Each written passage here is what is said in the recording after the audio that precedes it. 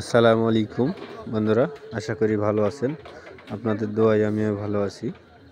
আজকে আরও একটি নতুন ভিডিও নিয়ে চলে আসছি। আপনারা যে গরুটা দেখতে পাচ্ছেন, গরুটা একেবারে রুচি অনেক কম, খাওয়া দাওয়া খুবই কম করে, ক্ষুধামন্দা, যার কারণে গরুটাকে ভিটামিন দিতে হবে।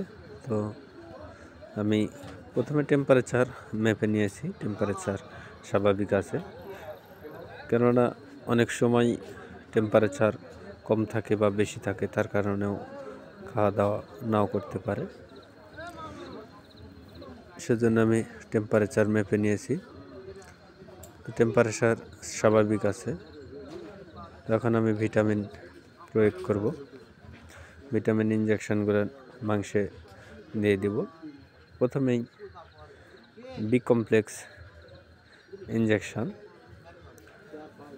ঘাড়ে মাংসে দিয়ে দেব 10 ml। যেহেতু গরুর ওজন মোটামুটি 120 থেকে 30 কেজি ওজন হবে, সেজন্য।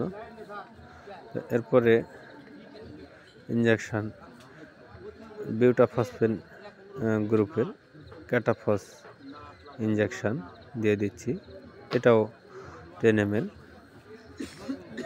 এছাড়াও যেহেতু মুখের রুচি অনেক কম এবং ভিটামিনের অভাবের কারণে মূলত সমস্যা হয়েছে, অ্যামাইনো ভাইটাল হাই ইনজেকশন দিয়ে দিব, এটাও 8 cc ইনজেকশন দিয়ে দিচ্ছি। তো যেহেতু একসঙ্গে অনেকগুলো ইনজেকশন দিচ্ছি, তিনটাই ভিটামিন ইনজেকশন, সেজন্য 8 cc ইনজেকশন দিয়ে দিচ্ছি। বন্ধুরা, আপনারা সবাই আপনার পশুর প্রতি যত্ন নেবেন, কেননা আপনার পশু আপনার সম্পদ। সবাইকে অনেক অনেক ধন্যবাদ। আসসালামু আলাইকুম।